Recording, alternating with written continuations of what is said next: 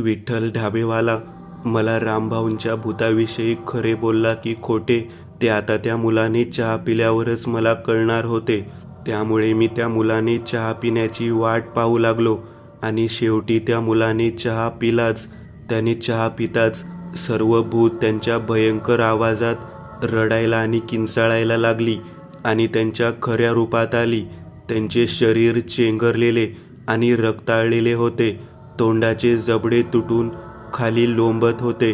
तो मुलगा तेथून पळून जाण्याचा प्रयत्न करत होता. आपल्या जीवाची भीक मागत होता. पण ते सर्व त्याच्याकडे बघून निर्दयीपणे हसत होते. त्यांनी त्याला पकडून ठेवले होते. मी हा सर्व प्रकार झाडामागे लपून पाहत होतो. इतक्यात ढाब्याच्या दिशेने एक ट्रक येऊ लागला. तोच ट्रक होता ज्याने आम्हाला जंगलात कट मारला होता आणि बुलेटस्वारांच्या भूतांनी ट्रक चालक सोबत आणि क्लीनर सोबत मारामारी केली होती. तो सुसाट ट्रक डोळ्याची पापणी लवता न लवता रामभाऊच्या ढाब्यावर येऊन धडकला आणि रामभाऊचा लहानसा ढाबा भुईसपाट झाला. मी मात्र माझ्या डोळ्यासमोर होत असलेला भूतांचा नंगा नाच पाहत उभा होतो. त्या कडाक्याच्या थंडीत मला दरदरून घाम फुटला होता. एवढा मोठा अपघात पाहून माझ्या शरीराची लाही झाली होती. रामभाऊचा क्रूरपणा मी माझ्या डोळ्यांनी पाहिला होता आणि तो निष्पाप मुलगा रामभाऊच्या कपटीपणाला बळी पडला होता. एका निष्पाप माणसाचा जीव घेऊन रामभाऊच्या भूताला कोणते सुख लाभत असेल हे समजतच नव्हते. मी जंगलात रामभाऊच्या धाब्यावर अनुभवलेला थरार, माझ्या डोळ्यासमोर झालेला अमानवीय अपघात व विठ्ठल ढाबेवाल्याने सांगितलेली रामभाऊच्या मृत्यूची गोष्ट या सर्व एकाच कथेच्या कड्या असल्याचे मला जाणवू लागले. मी हळूहळू या कड्या जोडण्याचा प्रयत्न करू लागलो आणि माझ्या डोक्यात विचारांची मालिका सुरू झाली. मला रामभाऊच्या मृत्यूचे कोडे हळूहळू सुटायला लागले होते. रामभाऊच्या मृत्यूच्या दिवसाचे चित्र माझ्या डोळ्यासमोर फिरायला होते. त्या दिवशी हे 2 बुलेटस्वार दारू पिऊन चिखलीवरून बोरगाव फाट्याकडे येत होते. रस्त्यात एक ट्रक त्यांच्या अगदी बोटभर अंतरावरून सुसाट निघून गेला. ट्रक अजून किंचितसा जवळून गेला असता तर ते दोघेही ट्रक खाली गेले असते आणि त्यांचा मृत्यू झाला असता. आधीच दारू प्यालेले ते दोघे बुलेटस्वार चिडले आणि त्यांनी त्या ट्रकला गाठून ट्रक चालकाला ट्रक थांबवण्यास भाग पाडले. ट्रक थांबताच बुलेटवरील दोघांनीही ट्रक चालक आणि क्लीनर दोघांनाही मारहाण करायला सुरू केली. ट्रक चालक आणि क्लीनर दोघेही फुल दारू प्याले होते. बुलेटवरील दोघांनीही त्यांना बेदम मारहाण केली आणि शेवटी त्यांना मारून ते तिथून निघून जात असताना ट्रक चालकाने आणि क्लीनरने त्यांना जीवे मारण्याची धमकी दिली. पुढे दोन्ही बुलेटस्वार बोरगाव फाट्यावर पोहोचले. बोरगाव फाट्यावर रामभाऊचा ढाबा होता. ते दोघेही थंडीने गारठून गेले होते. त्यामुळे चहा पिण्यासाठी ते रामभाऊच्या धाब्यात शिरले. पण रामभाऊ धाबा बंद करून शेतात चालला होता. बुलेटस्वाराच्या आग्रहामुळे आणि जास्त मिळणाऱ्या पैशांमुळे रामभाऊ चहा करायला तयार झाला. त्याने चहा केला आणि दोघांना प्यायला दिला. तेव्हा धाब्यासमोरून एक ट्रक गेला. तोच मागचा ट्रक होता. ट्रक चालकाला धाब्यासमोर बुलेट दिसली आणि धाब्यात दोन्ही बुलेट चालक दिसले. आपला बदला पूर्ण करण्यासाठी त्याला हीच सुवर्ण संधी मिळाली होती, कारण पुढे ते त्याला भेटतील नाही भेटतील याची गॅरंटी नव्हती आणि ट्रक चालकाला ही संधी गमवायची नव्हती. त्याने दोघांना ट्रकने चिरडून टाकण्याचे ठरवले. त्याने ट्रक वापस धाब्याकडे वळवला. इकडे बुलेटस्वारांचा चहा पिऊन झाला होता. चहा पिताच धाब्यावर ट्रक येऊन धडकला आणि या अपघातात क्लीनर सोडला तर सर्व जागीच ठार झाले. रामभाऊ त्याच्या फुटक्या नशिबामुळे अपघातात मरण पावला होता, कारण तो तेथून निघणार होता. पण बुलेट चालकांच्या विनंतीमुळे तेथे थांबला होता. ट्रक चालकाच्या सुडाच्या आगीत तो निष्पाप जीव जळून खाक झाला होता. त्याच्या खूप साऱ्या इच्छा अपूर्ण राहिल्या होत्या. त्यामुळे अपघातात मरण पावलेल्या ट्रक चालक रामभाऊ आणि बुलेटस्वार यांची असंतुष्ट भूते बोरगाव फाट्यावर फिरतात. पुढे जखमी झालेला क्लीनर रहस्यमयीपणे बोरगाव फाट्यावर पोहोचला आणि आपला जीव गमावून बसला आणि तोही त्यांच्या टोळीत सहभागी झाला. म्हणजे हे एक मृत्यूचक्र आहे, रामभाऊच्या आणि बुलेटस्वारांच्या मृत्यूचे. आणि म्हणूनच रामभाऊ रोज रात्री बोरगाव फाट्यावर ढाबा चालवताना दिसतो. याचा अर्थ विठ्ठल ढाबेवाला खरे बोलत होता. रामभाऊ त्याच्या मृत्यूचक्रातून लोकांचे मृत्यू त्याच्या मृत्यूप्रमाणेच घडवून आणतो. यात मी चुकून सहभागी झालो होतो. रामभाऊचा आणि बुलेटस्वारांचा मृत्यू चहा पिल्यानंतर लगेच झाला होता. त्यामुळे मृत्यूचक्राप्रमाणे जो माणूस रामभाऊचा चहा पितो तेव्हाच तो झपाटलेला ट्रक त्याला धाब्यासहित उडवून टाकतो आणि त्याचा मृत्यू होतो. रामभाऊचा मृत्यू झाल्यापासून त्याच्या मृत्यूची घटना रोज रात्री बोरगाव फाट्यावर पुन्हा पुन्हा एखाद्या चक्राप्रमाणे घडते. जो या चक्रात सापडतो तो या घटनेचा साक्षीदार होतो आणि त्याचा मृत्यू त्याच घटनेच्या अपघातात होत. राईट, हेच आहे रामभाऊच्या मृत्यूचे चक्र. आणि विठ्ठल ढाबेवालाही असाच रामभाऊच्या कारस्थानाला बळी पडला असेल. त्यामुळे तो रात्री बोरगाव फाट्याकडे जाणाऱ्या लोकांना अडवतो आणि इकडे न येण्यास सांगतो. मी रामभाऊच्या मृत्यूचे कोडे सोडवण्यात यशस्वी झालो होतो. रामभाऊच्या मृत्यूचे सत्य जाणणारा मी कदाचित एकमेव होतो. कारण आतापर्यंत तर सर्वांना हेच वाटत होते की रामभाऊंचा मृत्यू हा केवळ एक अपघात होता. मी घड्याळात पाहिले, पहाटेचे 3 वाजले होते. सकाळ होण्यासाठी अजून खूप वेळ होता. त्यामुळे माझी भूतांपासून पूर्णपणे सुटका झाल्याचे मला वाटत नव्हते. मी सकाळ होण्याची वाट पाहत होतो, देवाचे नाव घेत होतो. या अडचणीतून वाचलो तर नाही ते करेल अशी देवाला प्रार्थना करत होतो. रस्त्याने एखादी गाडीही जात नव्हती. माझ्या मदतीसाठी कोणीच येत नव्हते. मी विचार करत करत कधी झोपी गेलो हे कळलेच नाही. सकाळ झाली. लोकांच्या गोंधळाने मी झोपेतून उठलो. माझ्या समोरच रस्त्याच्या समोर लोकांची गर्दी जमली होती. रात्री घडलेला प्रसंग आठवून माझ्या अंगावर सरकन काटा फुटला. तसेच मी अपघातातून बचावल्याचा खूप आनंदही होत होता. मला रात्रीच्या मुलाची आठवण झाली. तो मुलगा अपघातात मेला की नाही हे बघण्याची माझी हिंमत होत नव्हती. मी पळत पळत तेथे गेलो. गर्दीतून रस्ता काढत मी आत शिरलो. रामभाऊच्या धाब्याच्या अस्तित्वाचा तेथे नामोनिशाण सुद्धा नव्हता.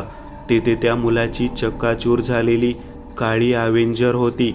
अपघातात स्थळावरील दृश्य पाहून प्रत्येकाला तर हेच वाटत होते की टेम्पो आणि दुचाकीच्या अपघातात टेम्पो चालक आणि दुचाकी स्वाराचा मृत्यू झाला आहे.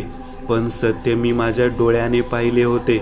मी स्वतःच आश्चर्यचकित झालो होतो. असा बनावट अपघात रामभाऊने आणि सर्व भूतांनी मिळून रचला होता. मी माझी नजर बाजूला वळवली आणि माझी दातखिळीच बसली. माझ्यासमोर चेंगरलेले आणि रक्ताने माखलेले 3 मृतदेह होते. एक टेम्पोवाल्याचा, दुसरा त्या नवीन मुलाचा आणि तिसरा मंगेश रडव्या सुरात आपले बोलणे अर्धवट सोडून शांत बसला. बोला ना, पुढे काय झाले? 1 मिनिट मंगेश, पण धाब्यावर तर टेम्पोवाला आणि तो नवीन मुलगा असे दोघेच मेले होते ना, मग तो तिसरा मृतदेह कोणाचा होता? बंटीने गोंधळलेल्या अवस्थेत मंगेशला विचारले. बंटीने मंगेशच्या बोलण्याकडे कान टवकारून लक्ष दिले. त्याला मंगेशच्या उत्तराची भीती वाटायला होती की मंगेश आता कोणता धक्कादायक खुलासा करेल. वरून त्याने भयानकपणे रडायला सुरू केले होते. मंगेश, सांग ना, तो तिसरा मृतदेह कोणाचा होता? बंटीने घाबरत मंगेशला विचारले. माझा, मंगेश जोरजोरात रडत म्हणाला. तो जीव तोडून रडू लागला. त्याच्या रडण्यात खूप त्रास जाणवत होता. हे ऐकून बंटीच्या डोक्यात झपकन मुंग्या आल्या. त्याच्या मागे बसलेला मंगेश नसून त्याचे भूत होते. त्याची पार घाबरगुंडी उडाली होती. एवढ्यात बंटीचे दुचाकीवरील नियंत्रण सुटले आणि क्षणात दुचाकी रस्त्यावरील मोठ्या खड्ड्यात जाऊन आदळली आणि दोघेही रस्त्यावर आपटले. रस्त्यावर धुके दाटली होती.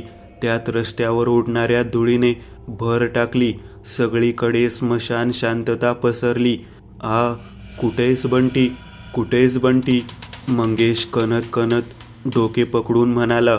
त्याच्या डोक्याला जबर मार लागला होता आणि त्यातून रक्त वाहायला सुरू झाले.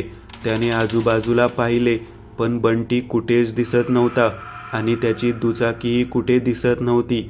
सगळीकडे भयान शांतता पसरली होती. त्याने रुमाल काढला आणि डोक्याला जखमेवर घट्ट आवळून बांधला. मंगेश जागेवरून उठला आणि आजूबाजूला पाहू लागला. रस्त्यावर पूर्ण धुके पडली होती, त्यामुळे दूरपर्यंत नजर टाकणे शक्य नव्हते. बंटी, बंटी कुठेस? मंगेश बंटीला आवाज देत रस्त्याने चालत होता, पण बंटी तेथे असल्याचे निशाण त्याला कुठे दिसत नव्हते.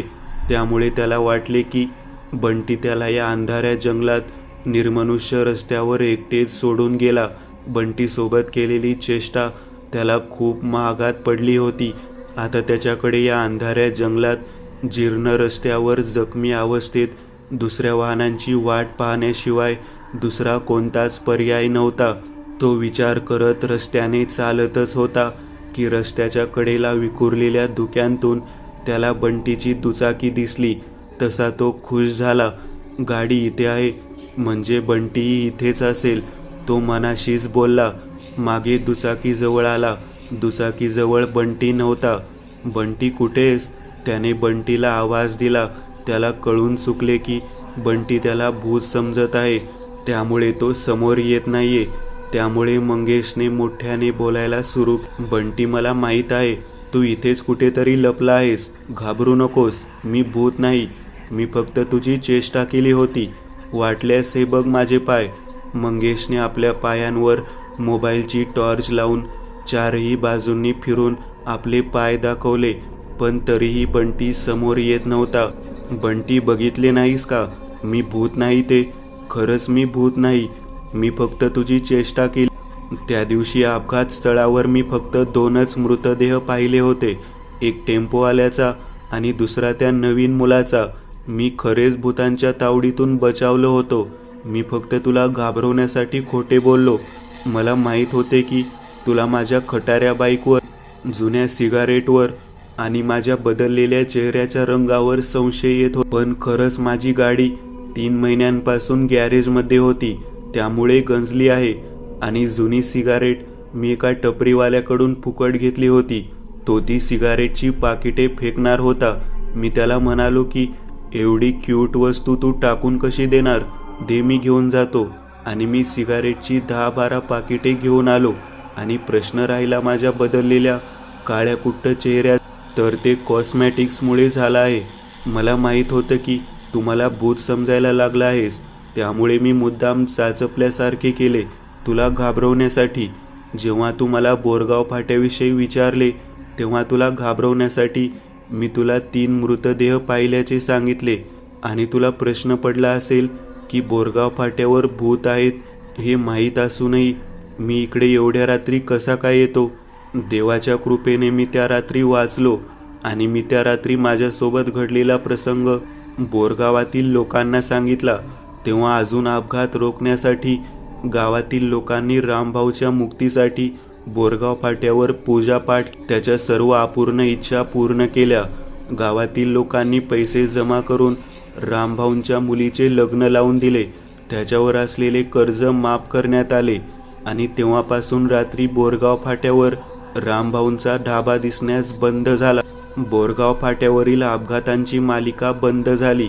काही दिवस मीही इकडे येण्यास घाबरत होतो, पण हे प्रेमात सर्व करावं लागतं. तिला भेटण्यासाठी नेहमी रात्री गुपचूप इकडे येतो आणि मला समजले की खरंच रामभाऊंचं भूत आता या जगात नाही आणि विठ्ठल ढाबेवाल्यालाही मुक्ती मिळाली. त्यामुळे बोरगाव फाट्यावर रात्री अपरात्री फिरण्यास मी आता घाबरत नाही. या घटनेला 1 वर्ष झाले आहे, पण मला एक प्रश्न पडला आहे की तुला बोरगाव फाट्याची गोष्ट विठ्ठल ढाबेवाल्याने आज कशी काय सांगितली? त्याला तर केव्हाच मुक्ती मिळाली आहे. मंगेश विचारात पडला.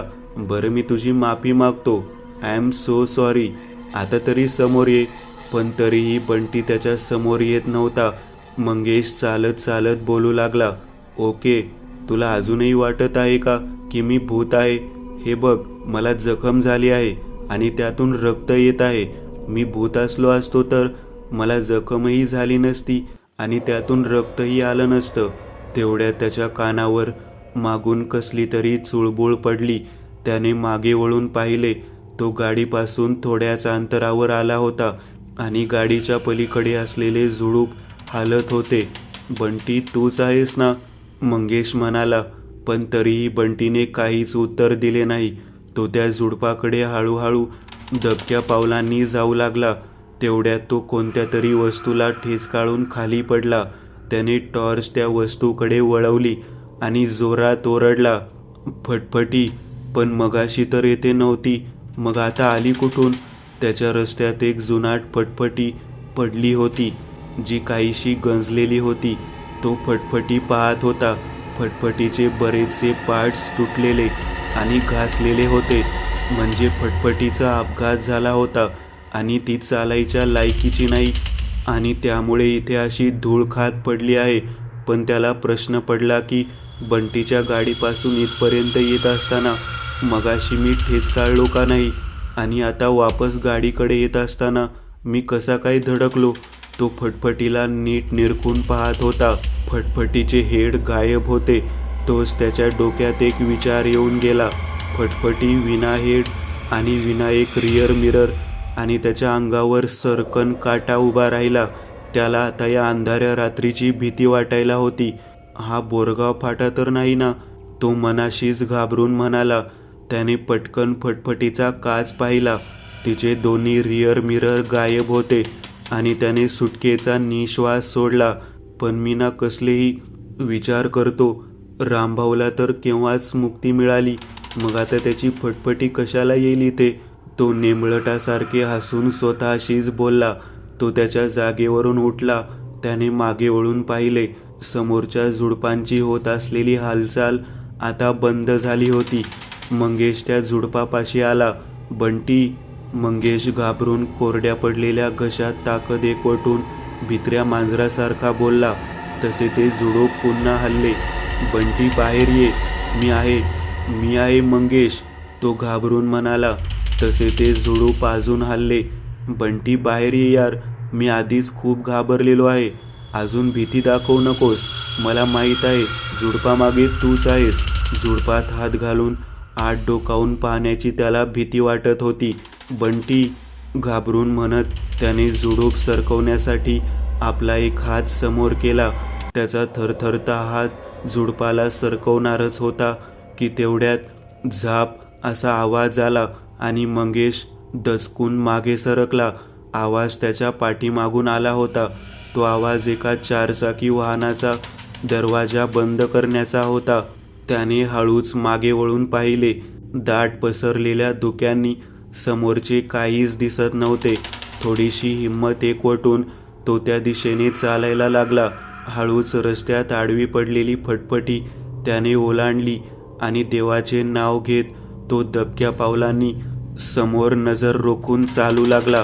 तोच कच असा आवाज झाला. नाही, आरसा नसू नये.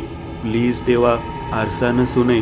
तो वेड्यासारखा पुटपुटला आणि घाबरत त्याने आपल्या पायांकडे टॉर्च वळवली आणि त्याची धडकीच भरली. त्याचा पाय गाडीपासून तुटलेल्या एका रिअर मिररवर पडला होता आणि तो त्याच फटफटीचा होता. याचा अर्थ ही फटफटी रामभाऊचीच आहे. तो विचार करतच होता की पुन्हा एकदा झप असा आवाज आला. तो आवाज पुन्हा त्याच दिशेने येत होता आणि तो गाडीचा दरवाजा बंद केल्यानेच आला होता. भीतीने मंगेश घामाघूम झाला होता. इथे एवढ्या अंधाऱ्या रात्रीत तो एकटाच होता व बंटी मगापासून गायब होता. त्याला आता बंटीची काळजी वाटायला होती. रामभाऊची जुनाट फटफटी त्याला अचानकपणे दिसली होती आणि वरून या धुक्यांची भर. धुक्यांमुळे तर हातभर अंतरावर सुद्धा नजर जाणे मुश्किल झाले होते आणि त्यातल्या त्यात मनात धडकी भरवणारा गाडीच्या दरवाजाचा आवाज. मनात हिंमत एकवटून तो हळूहळू पुढे सरकत होता. धुक्यात आपल्या हातांनी आंधळ्यासारखे चाचपत तो त्या वाहनापर्यंत मार्ग काढत होता. तोच त्याच्या हातात गाडीचा दरवाजा आला. गाडीचा काच उघडा होता. त्याने आत वाकून पाहिले. आत कोणीच नव्हते. त्याची नजर समोरच्या काचेवर गेली. पूर्ण काचेला तडे गेले होते. तो गाडीपासून दूर सरकला आणि तो एकदम दचकला. तो एक टेम्पो होता.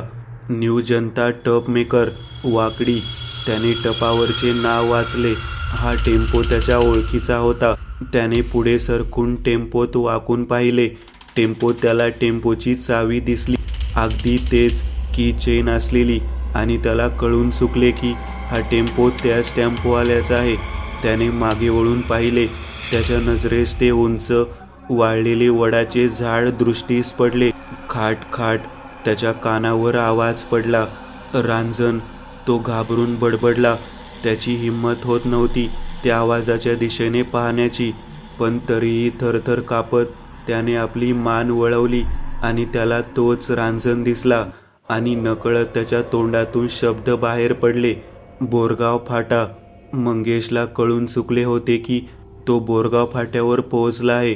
टेम्पो त्याच्या बाजूला होता आणि रांजण त्याच्या समोर, म्हणजे तो रामभाऊच्या ढाब्याबाहेरच उभा होता. पण दाट पसरलेल्या धुक्यांमुळे काहीच दिसेनासे झाले होते. तोच आजूबाजूच्या परिसरात काहीशी चुळबुळ झाली आणि अचानक बाजूच्या झाडांवरून पंख फडफडत वटवाघळे उडाली. आकाशात एक टिटवी भयंकर आवाजात ओरडायला लागली. टिटवीच्या ओरडण्याने संपूर्ण परिसर भीतीच्या सावटाखाली आल्यासारखा वाटत होता. इतका वेळ स्मशान शांतता असलेल्या जंगलात आता कोलाहल माजला होता.